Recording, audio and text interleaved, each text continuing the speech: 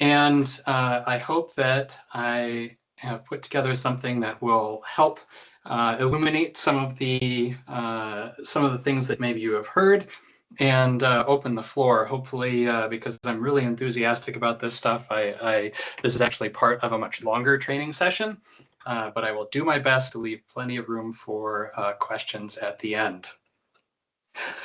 So, as the title says, practical insights for going beyond chat with AI. For my part, I have been doing tutorials, exploring tools, watching the advances for the last couple of years as an independent consultant, working with clients in various industries.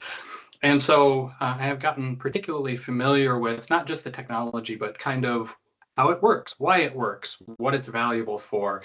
Because when it comes down to it, I'm more than anything a really pragmatic person. I don't believe in technology for technology's sake. And so if I'm excited about something, it must do something really useful.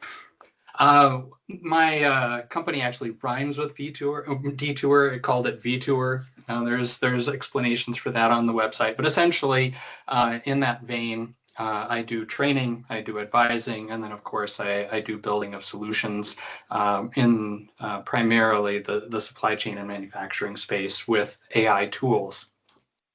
So what I want to talk about is basically how to help you understand how to get the most from generative AI. I have a particular set of tools that I use, but as I'll show you, there's lots of different options. I think it helps to have kind of conceptual foundation, and that's what we're going to start with. Is sort of, I've heard all the hype. I've heard that the hype has died down. I've heard that it's imminently useful and it's taking my job. I've heard that it's fizzling out, right? There's all of this discussion. My bent is definitely around, as I said, the practical. I view this as an engineering exercise, and hopefully that will make sense. Also, I want to get into the idea of, okay, if you're on board and you want to start going beyond just ChatGPT, what should you look for? How should you approach making your own stack, your own tool set? What's useful? And then, of course, what should you expect if you actually make the investment? We're all busy. We all have priorities. We all have existing systems and tools and change and meetings. So why bother, right? Let's kind of talk through that a little bit, and I'll give you a couple of use cases and demos that hopefully illustrate this a little better than just me talking. As Emily said, feel free to drop questions in the chat if I use words you don't understand. If anything like that, I'm happy to explain. But I want to get right into it. So one of the tools that I use most is something called Lovable. And as a frustrated systems developer, it was always great to write scalable solutions with APIs that move data globally at light speed and have no one care until there was a pretty interface on front of it. So that has been some part of the story of my career, is coming up with sort of these beautiful technical designs, but then really needing a visual designer to bring it to life and to get my customers, internal and external, to care about it. Lovable is explicitly designed to go in the opposite direction. And so I and Lovable have met in the middle, and I have created a number of solutions. But I wanted to start here with something just to kind of show you how this works. So hey, Bob. I did yeah. I'm sorry, I'm just going to jump in super quickly. Those of you who joined us in our last webinar, which I think was early November, we had a couple of speakers that talked about things. One of them was Jennifer Lawrence from Vi, which is a marketing firm, and she spoke about Lovable. Their team is using Lovable right now too. So if that sounds familiar and you were on that webinar, that's probably where you're hearing it from. Yeah, it's funny because the technology adoption curves keep getting steeper and steeper, and this is one of the steepest. And part of the reason that it's gotten such high adoption is because it continuously improves, but also because it is so straightforward. So not to minimize the investment I put in getting good at this stuff, but part of the value is being able to get up and running quickly. And so I'll give you an example. So I wrote up just kind of a thought experiment. I said, okay, I'm a supply chain manager who needs to access to latest shipping data to track my shipments, monitor production disruptions. Currently, I use a spreadsheet. I have an internal tool. There's an AIS site called Green Traffic that I like, but it has way too much information. And so what I want is a solution that provides a map with public data for the vessels I'm tracking, the ability to integrate my existing logistics dashboard, my internal tool, and something that proactively gives me a sense of pending and disrupted arrivals so that I can communicate to production. So, Hey, Bob. yeah. I'm sorry, Bob. Should Yeah. the slides have changed? We're Oh, still seeing what we will cover. Darn it. I could have sworn I shared my screen. Isn't that the way? It Yep. said screen. It's Let me sharing, try. but we still see what we will cover. So Yeah, I don't know if it it didn't should move. show a different browser. Okay. So let me try again. Screen. Let's go. Oh, great. Issue with sharing. Something went wrong. Ain't that the way? Third try. Perfect too, because we are going to become our own IT troubleshooting departments as we're using more of these tools, right? Exactly. All right. Well, it is not cooperating, so I'm going to leave and rejoin, unfortunately. I will be right back, see if that fixes Okay. it. Coffee break. Yeah, thanks for letting me know. I'm wishing I had the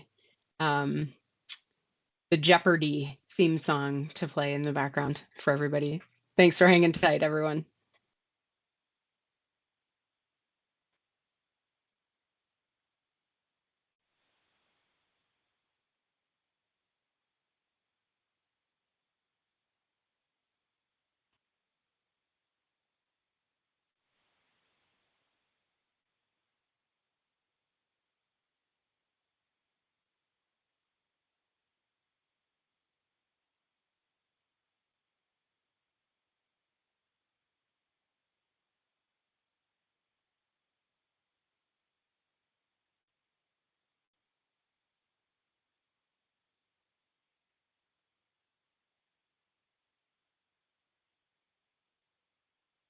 All right. Now do you see a browser? Yes, I see a little graph that says measure performance. Okay, cool. All right. Definitely let me know if it doesn't change here in a minute. But essentially, Okay. so I wrote this little prompt about a problem that I have as a supply chain manager going across systems and manually updating data. Of course, if I were at a larger company and had thousands of shipments, I'd have a wonderfully integrated dashboard and I wouldn't have to worry about this, but I'm in the middle. So I have to come up with my own solutions. So helpfully, Lovable says, wow, that's a really interesting project in the people-pleasing AI sense. But what I wanted to point out in particular was I said at the end, ask any clarifying questions before beginning. And so this kind of starts what I will explain in more detail. But essentially, as you interact with AI, you want to treat it as a conversation. So that doesn't mean that the models are intelligent, and I'll get into that. But what it means is they do behave in a human way. And so you can think of this is a contractor that I have enlisted to develop this solution for me. And so before you start building, make sure you ask any questions so that you're not confused about what needs to be built. And so that's what it did. It went through a series of questions. What kind of dashboard do you have? It's custom. It's not a stock ERP. What am I most interested in? Multiple factors, not just what's out there, and a handful of other questions. And so to come up with a particular technical approach, which you don't have to care about, then I will enable the cloud, which is basically its backend, its database and services and such. And once it does that, I'll say, yeah, okay, take your best shot. And so we will come back to this in a few minutes. So as I mentioned, when you think in just purely a Gartner hype cycle, the hype is in fact fading. Office Copilot has not been worth the licensing investment, according to many enterprises. Some of the early success stories are being rolled back, and so that surely must indicate that the technology is at fault. The massive productivity gains that were promised are not being realized. Intelligent machines are not imminent. And then, of course, the canonical study from MIT about how 95% of AI projects fail. lots to unpack there, but basically I'm just going to skip over this a little bit and say, as with every technology cycle, particularly adoption within the enterprise, the technology is rarely sort of at the root of the issues.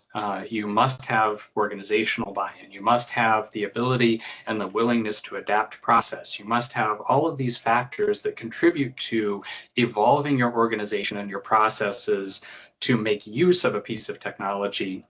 You can't just simply bet on the technology. And there are a couple of analogies here that I think are really apt. One of the earliest ones was the idea of the movement from the steam engine to electricity. While steam gave local places power beyond humans and horses, it was not distributable. Electricity was.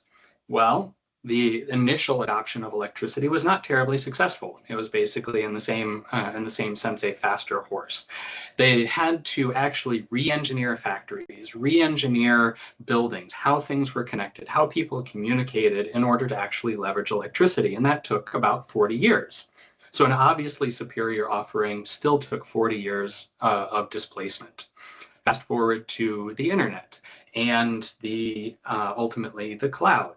Again, enterprises were looking at this a way to cut costs, to make their workloads more flexible, and all those things did eventually happen, but they didn't actually happen to the enterprises in the way that they expected. In fact, a lot of their bills got a lot higher as they moved to the cloud wholesale because they already had capital investments in data centers. Entrepreneurs and small and medium-sized companies, on the other hand, saw a tremendous opportunity because they didn't have to build a data center in order to expand their capacity. And so in short, Blockbuster didn't end up renting more DVDs, but Netflix stopped sending DVDs because they started streaming movies. That's the kind of evolution that we're talking about at the moment, is that if you simply view automation as your goal, I'm just going to swap out a person for an agent, I guarantee that is not going to produce the benefits that you're hoping for. Fortunately, it is an engineered solution, and that's where I like this the most. So let's lift up the hood a little bit. Essentially, yeah. Sorry, Bob. We're still seeing the hype is fading. Should we see that? Ow, really? Yep. This is enervating. Did it change now? It has not.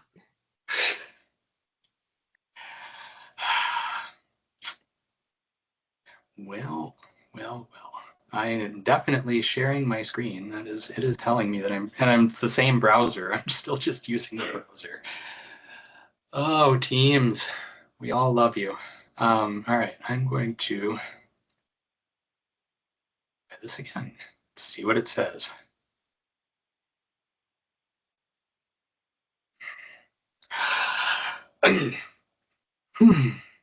All right, I think what has happened is that I'm on a second desktop and it doesn't like that. So I'm going to move everything to the first desktop and I will be back in a moment. Okay. Does it make sense to send me? Is there a presentation you can send me and I can present it? Unfortunately, no. Okay. All right. We'll hang out.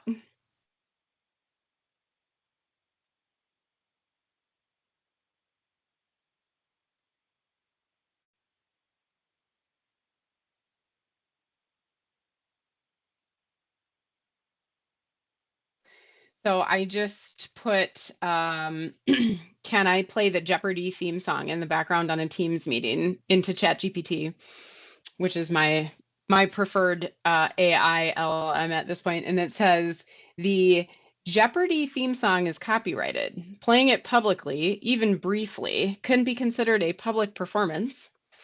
While small internal only meetings are lower risk, it is not technically licensed, so not strictly allowed. That was not the question I was trying to ask. What I wanted to ask is where can I find it so that I can play it all for you guys? But I just learned today that technically it's illegal to play the Jeopardy theme. I wonder if it's illegal to hum it. Okay, so let's see. We have a comment in here. Has anyone been leveraging AI for strategy and planning? Maybe as long as we're waiting, is there anybody in the audience today who has been using AI for strategy and planning?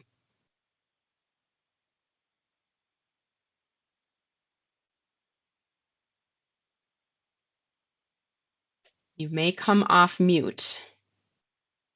And Mike, are you hearing of anyone who is, or do you want to give a little bit more color to that question? Yeah, of course, Emily. Yeah, so Sure. and me specifically, I've been leveraging, AI heavily for, both planning and strategy in terms of like integrating with partnerships. Now, one of the things I'd like to maybe get at while we have a brief moment here is, I've been leveraging just Chat GPT, paying for like the pro level of service, and I'm just kind of curious if anyone else is using anything else out there and if they're having any success with it. Love to get some feedback. I've run across it. Oh, this is Go Scott ahead. Wolf. Yes, we've been exploring it. I think more of it, what I've seen is we're looking right now. I'm looking for a good thing for OKRs, but it seems like there's a lot of software out there that has AI built into it, and we use kind of things with AI to, hey, how do I better say this? Or you can look at it from job descriptions. So more of it's really almost like a wordsmith on steroids and that kind of stuff. But um, I haven't looked at it as trying to help pull that stuff together. So one way we've been kind of growing and using it specifically like Copilot is Yeah. in supplier identification. Yeah. Like recently we were doing search radius over 250 miles, looking for specific capabilities for metal manufacturers.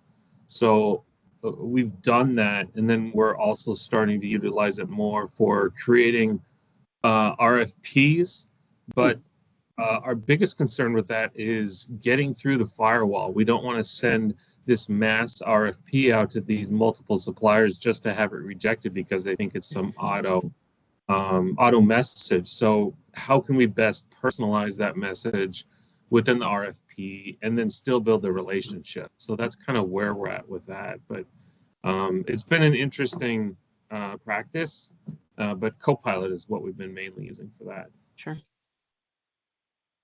Great question. Thanks, Mike and Andrew and Scott, I think it was, for contributing to that conversation. It looks like we have Bob back. Bob, are you with us? I am, and hope I have learned my lesson. I will not try and be clever with Teams. So I apologize profusely, but picking up where I was. So the reason why this is important is because essentially what happened it was as we got enough compute and storage and enough neurons, that's what they're called in a neural network, we started getting this weird emergent behavior. So essentially, the network started storing information, as neuroscientists will point out, in the same way that human brains store information. And so that's what gave us this interaction, but it also gave us behaviors. It gave us personality, these sort of strange artifacts. But fundamentally, it is still just a brain in a jar. It is still just a machine that takes input and produces output. But that's why you have to learn how to use it effectively. Why bother? Because of the friction at the boundaries. Essentially, if you think about our world divided into these quadrants of unstructured information and activities versus data, and then things that happen completely within the digital world, you even have digital signatures now. Machines can't read those any better than they used to, but LLMs can. And so along with just basically getting people to enter data effectively and other challenges, this is what most of our engineering time as software developers has been devoted to, is trying to overcome these boundaries, because just getting machines to talk to each other really isn't very hard. And that's where LLMs come in. Models transform information. And so that's how you have to think about it fundamentally. Some models are large and they can do lots of different types of transformation. Some are smaller and they're designed to do very specific types of transformation. So I say that yes, ChatGPT can translate English into Spanish, but if you ask a Spanish speaker, they will say that it doesn't do it especially well, or at least it doesn't localize it well. So you may be a Cuban speaker or a Venezuelan speaker. ChatGPT turns it into textbook Spanish because it's been fed textbooks.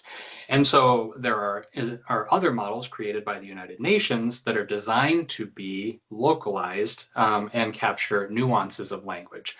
So that's where you get into using the right tool, but fundamentally, you don't want to try and build your own model. There's lots of interesting research, and there's already millions of models in existence.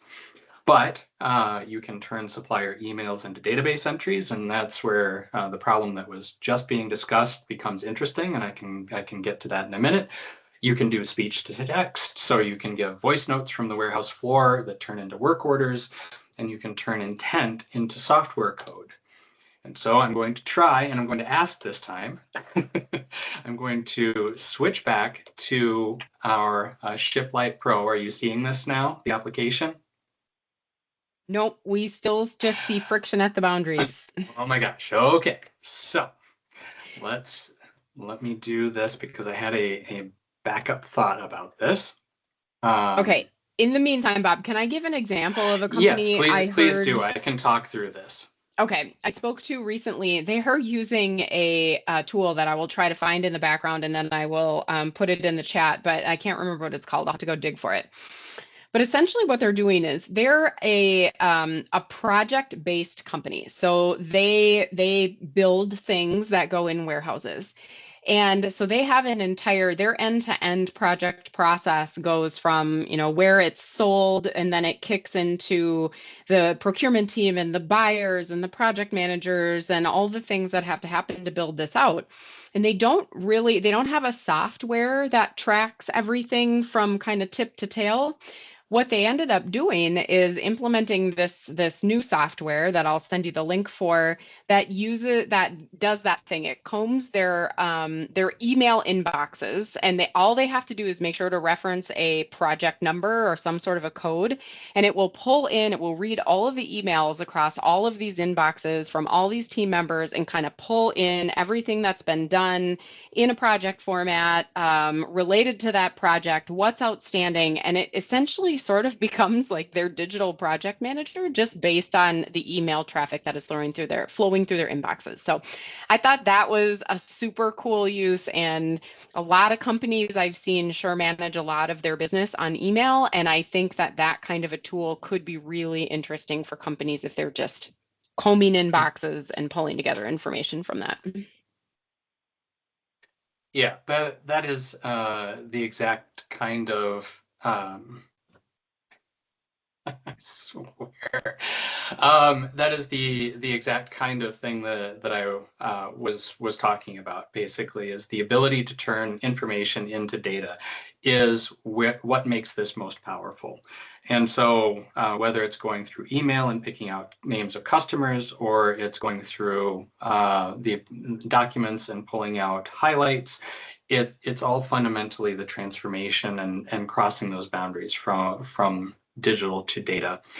I can tell that Teams has failed me again, even though I'm on the right desktop. I am really trying not to be upset about this because it happens, but wow, this is annoying. So last time, I swear, I won't switch browsers anymore. I'll be right back.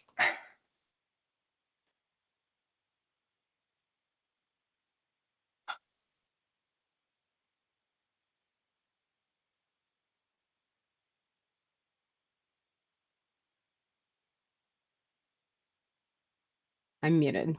The tech challenges happen to the best of us.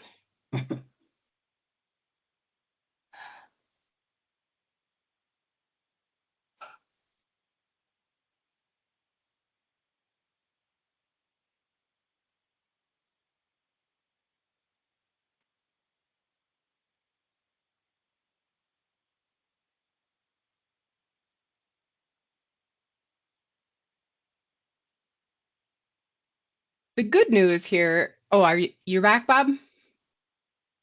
All right. Okay, you are muted. A traditional tech problem. All right, so what we're looking at here is, and I can now see the preview here, is the first chance that it came up with. It said, all right, you said you want a map, so here's a map. And it said that you want to track vessels, so I've given you the ability to add vessels, and there's not much there. But I'll let you know, this is what I'm used to as my supply chain management tool. So here's all of the vessels pinging the AIS at any given time. I have to search or look for a particular container ship. And the reason that I have to do this is because I have an internal system that is my dashboard that I also created with AI, where it was built for essentially lots of different departments to use. So here's all my vessels, and then I look at my production. Yes, I can see that I'm expecting some solar panels. They're on the equatorial line. I can view the manifest details of this. I can see, I can go to production and see that there are going to be active processing jobs that require solar panels, but it's all very disconnected, and there's no relationship between what my vessels are doing and what my production is doing. But I happen to have an API for this. So, and so Bob, again, real quick. I'm not sure we're seeing everything, but let's just kind of talk through it, right? So in this case, in the use case, why is it important to connect your production planning dashboards and the vessel statuses?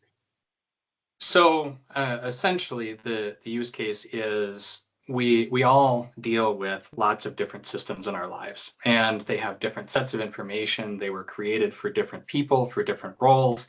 And that means that when we try and do something that involves more than one system, like, yes, I have a system that says what is supposed to happen with everything, but what happens when something goes wrong? How do I get notified? How do I understand that the world has changed and now I need to react to that? That's not how traditionally computer systems are built. They're built to organize and track information. And then if something goes wrong, they expect a human to come along and update the production date or change the ship date based on information from a different system. And when it comes to building against a workflow, you want IT to help, but their instinct is to go into the existing system because developing something new is so costly traditionally that they want to add features. They want to have a roadmap. They want to manage that system. If, on the other hand, you have something that can consume an API, can just look at the definition of an API and understand what it is. So I heard someone talking earlier where they believed that they had one HR system in their company. And it turned out they had 59. It's a particularly large company. But the point is, AI doesn't have to understand whether it's SuccessFactors or it's SAP. It understands HR as a function. If you need to get information about a person from 4 different HR systems, and there are databases or APIs that expose that information, the AI can translate your need. I need to understand more about Emily and her role into requests to those core systems, and then stitch together the response so that you can have a more of a solution perspective, as opposed to having to look that up, put it into a spreadsheet, put it into an email or a document, and then email that to the person that actually needed the information. Okay, and so this is where you're talking about. Yeah, I'm sorry. A couple of questions from a supply chain technology layman, right? Sure. So will you just quickly define an API and more conceptually what it is? Yeah. So API stands for Application Programming Interface. What that actually means is a way to talk to a database for another computer in the same way that you would use a browser. So a computer can make a request to another computer and say, I need this information. And that if they're authorized, so it's typically a secured transaction, then it will say, okay, I have this information and I will hand it back to you. And that's a contract in the same sense as a supplier and provider. It's one of my favorite parts about supply chain. It works very much like a computer network. You establish these contracts through these protocols, and then you exchange information. And that's the function of an API. So a user, a person doesn't have to be involved. Okay. And so conceptually then, if I have a spreadsheet where I'm tracking certain information, I have this dashboard tool that we're using, I have to go online and look for a vessel status or a truck status or a rail car status or something like that. All of that then needs a human to transcribe information back into a spreadsheet to communicate a status and then also synthesize what this means. Hey gang, by the way, my solar panels on the Emma Maersk, let's do this one, on the Ever Given are stuck in the Suez Canal right now, right? right. Instead of me as a human typing that, the API is essentially the linkage between these different digital applications that can flow information into the right place. Is that conceptually correct? It is. And so normally, if you have a sophisticated system, if you have an ERP that talks to Maersk or what have you, then the pilot of the Ever Given will notify Maersk that it's stuck, and the SAP system, the ERP, will check on the status, and then it will say, oops, something has changed. And so that's all of these links in the chain that have to be built and are built when you have a lot of investment in getting this right. So Maersk understands where all its boats are. Large Maersk customers have an integration that understands where all those boats are. But as you move down the chain, it gets more fragmented and more complicated because it requires so much energy to build those links historically. And so that's what the AI can overcome. So that's what I was going to mention is in a past world, I can even remember having conversations in supply chain with IT, and it's like, we just need to build an integration. We just need an API between these applications, but it was pulling teeth to try to get that done. And you had to be a special developer to be able to do it. And there had to be a business case justification. So I think what you're driving towards with Lovable and what we were going to try to demo today, and I'm not sure that that's going to work, is Lovable is basically the tool now that's available to all of us as that developer that we used to have to beg corporate for, right? Now you just go to Lovable amongst other platforms and you can start pulling all of that stuff together yourself with some, call it ChatGPT research, but you don't have to be a 20-year veteran coder developer now to develop those APIs. Am I right?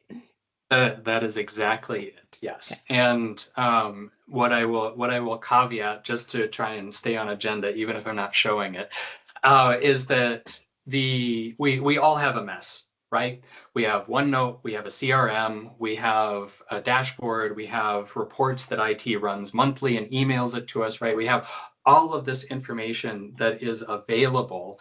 And so Lovable creates an application.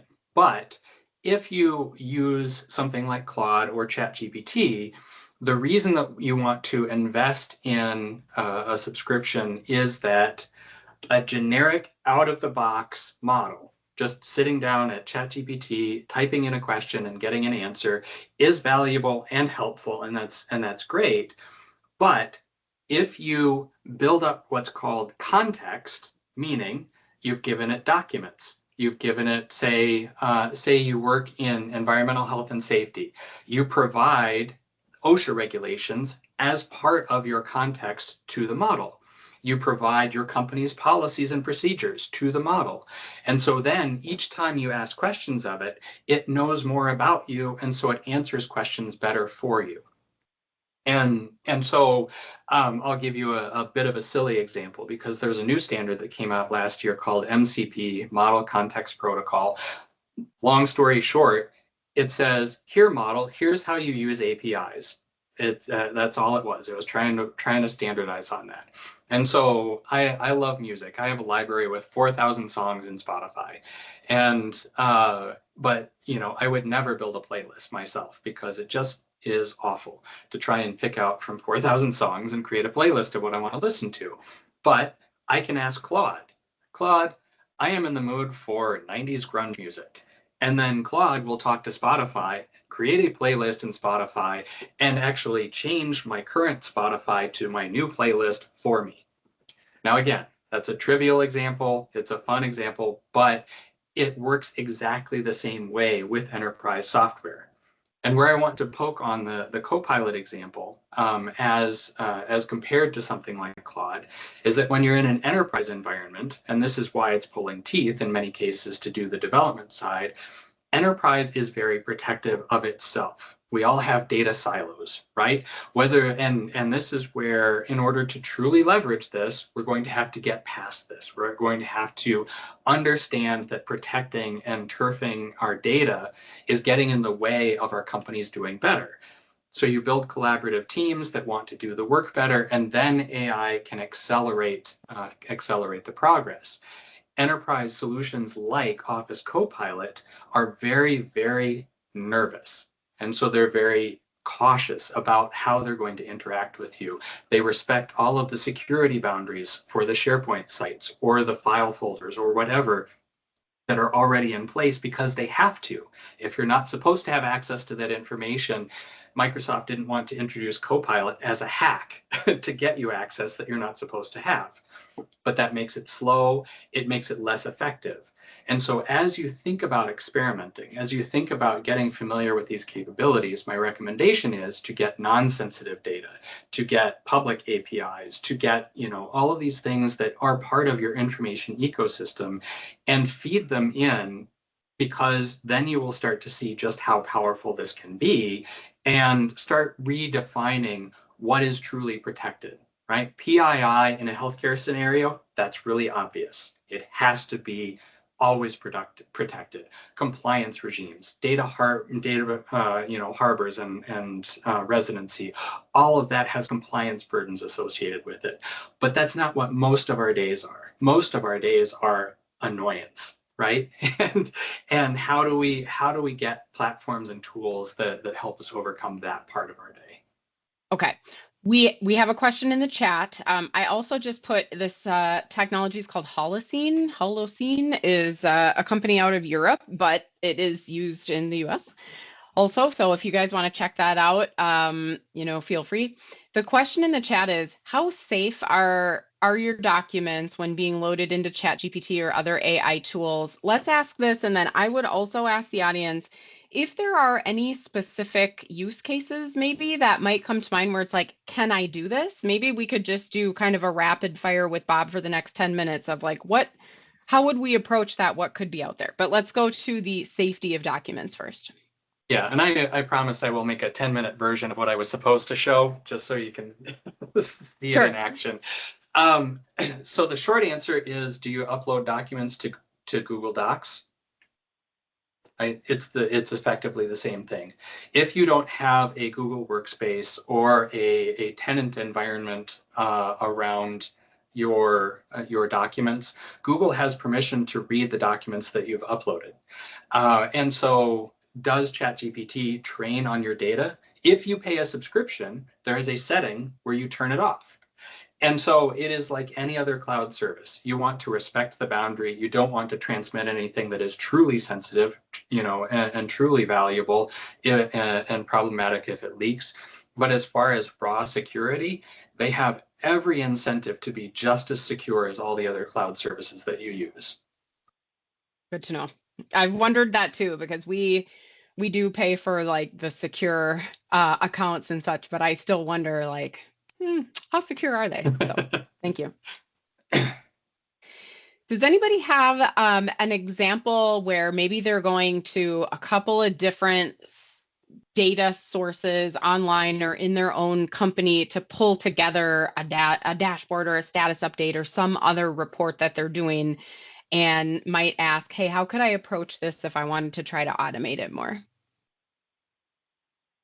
Yeah, and if one doesn't appear, I can even talk about the supplier email question that was brought up earlier. Like we've had mail merge for a long time, right? You have a list within a spreadsheet and you incorporate that into a Word document. And this is where the analogy that I like to think of, because normally when you ask a model a question, your response is highly variable, right? You get a million right answers is the way I put it. But ultimately, in most cases, you want your right answer. And so if you can imagine a jigsaw puzzle with a box of pieces, the AI can look at every piece simultaneously. And if you give it a picture of what it's trying to build, then it can tell you where all of those pieces belong instantaneously. And that's the goal. Take this picture, this painting, or this photograph that has been turned into a set of jigsaw puzzles, use AI to assemble the puzzle for you. And so, so you can have steps in your process, in your workflow, where you incorporate, yep, it's an Excel spreadsheet and it's a Word document, but then you have a Power Automate flow that takes each name in the spreadsheet and each part of your document template, but then also looks into your CRM or your your historical invoices or whatever other supplier record you have, pulls information from that, customizes the template, addresses it to the right person, and then creates the email.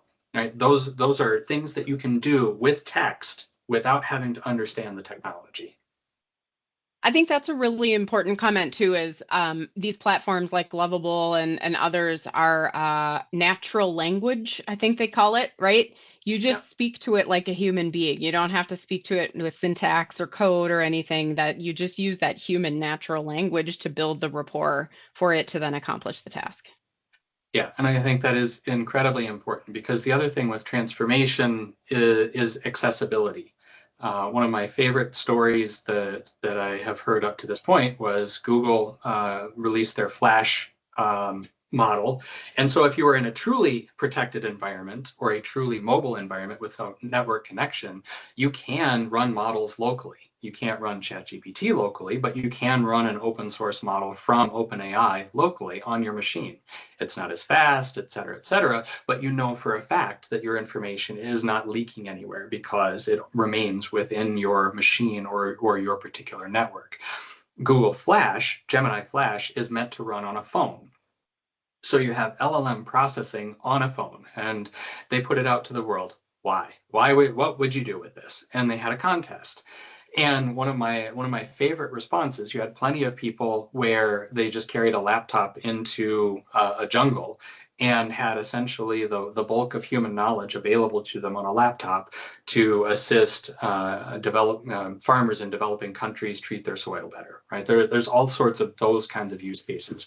But one 14-year-old who had a blind 11-year-old brother created a harness. So the phone was always facing forward. And so the camera was taking input. Speech to text was enabled. And his brother was able to ask questions about the world around him and get responses spoken to him in real time. And so this is the kind of multimodal boundary crossing that these LLMs are capable of when given the right environment and the right tools. Very cool. Okay. It's 1:51 if you're in the central time zone. I think that we can probably start to close out. Bob, I don't know if you have any final words. All I would say is that, as I said at the beginning, organization is essential. Yes, everybody is experimenting and on their own time, but if you can make the case for getting a small amount of resources in time and collaboration with people from other departments and access to the systems that you normally use, maybe an IT rep that says, yep, here's an API, right? To really start experimenting and reimagining your workflows, that's when you really start to see the acceleration. It needs leadership validation, leadership sponsorship with some amount of resources and community of practice, but it really comes from on the ground. It comes from what people are struggling with on a day-to-day basis, letting them collaborate and develop solutions, because software is going to stop being precious. it's going to be so easy. It is already so easy to create that you don't have to have layers of testing and DevOps and all of that for every potential solution. If it solves a problem for one person and it takes a couple of hours, then that is now what is possible. And so I just recommend exploring and experimenting, signing up for tutorials, but being responsible and being, having appropriate expectations. But that's where I see this going. Yeah.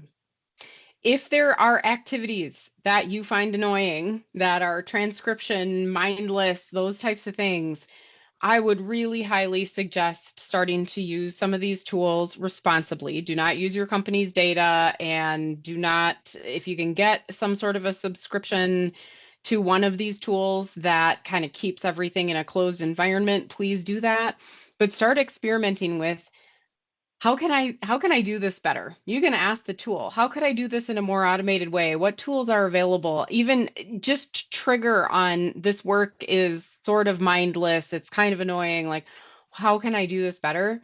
These have been the ways that we have tripped on better ways to use AI tools that are available and pretty accessible, pretty inexpensive to solve problems within the Waypost organization, for example, is just asking this question to AI for, how do I better solve this? So, and then to Bob's point, getting education. And I'll just say one last thing, because one of my favorite hacks, if I can't use real data, what I can do is get an output of that data and just grab the headers. Just grab the headers as an Excel spreadsheet, upload it, and say, generate 500 records using this format. And the model will know if the word is first name, if the column header is first name, it'll put in a bunch of first names. If the column is updated date, it'll put in a bunch of dates. And so you can create mock data without having to obscure what you have. And then that's also a really powerful way to experiment. Excellent. Well, thanks, Bob, and thanks everybody for joining. Apologies for the tech issues, kind of ironic, Yes. right? But things happen, so we'll go with it. The good news is that the summit in April is going to be all about tech, and we're going to have some different companies come in and give some deeper demos and tutorials on the technologies that they're offering and how to use them. And so there's plenty of education to be had in the April session. It will also be a half day. And yeah, I think, we also should have at least one, if not two, companies coming in to talk about how they've used these technologies in specific use cases and the value that they've been able to derive from it. So I hope to see all of your smiling faces in April at the Minnesota Valley Country Club in Bloomington. More to come on that. Keep an eye on LinkedIn, and we will post the recording. It takes a couple of days to get the recording of this posted onto LinkedIn, the link on LinkedIn. Bob, if you'd be willing to do just a 10-minute recorded demo and send it to us at the Twin Cities chapter, we will upload it to LinkedIn and people can watch it there. I absolutely will. I apologize again. I have no idea what happened this time, but it was a good conversation regardless. So thank you. Yes, thank you so much for being here. Thanks, everybody. Have a great rest of your week. Stay warm.